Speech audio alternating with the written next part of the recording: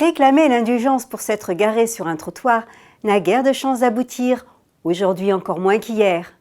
Mais votre PV est peut-être contestable. En effet, de nouvelles mesures concernant les infractions au stationnement sont entrées en vigueur le 5 juillet 2015, pile poil au moment des départs en vacances. Ni vu, ni connu.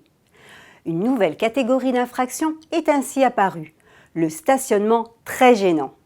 Se garer sur un trottoir devient ainsi un stationnement très gênant alors qu'il était gênant auparavant. L'amende explose ainsi à 135 € au lieu de 35 € et s'aligne sur le tarif du stationnement sur des places réservées aux convoyeurs de fonds, aux personnes à mobilité réduite ou sur les voies de bus, taxi. Il n'y a donc pas là matière à contester sur le montant.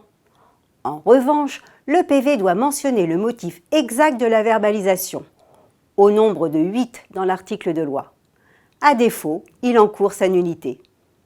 Autrement dit, pour que le procès-verbal soit valable, il doit être clairement spécifié « stationnement très gênant sur un trottoir ». Contesté s'il y a lieu.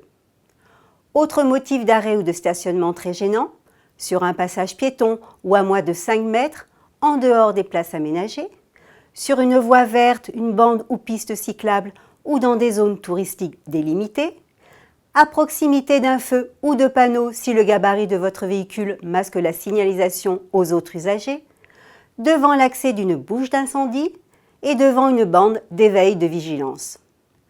Des photos prouvant que piétons et poussettes avaient la place de passer ne changeront rien à l'affaire, encore moins si le trottoir était bordé de barrières ou de plots.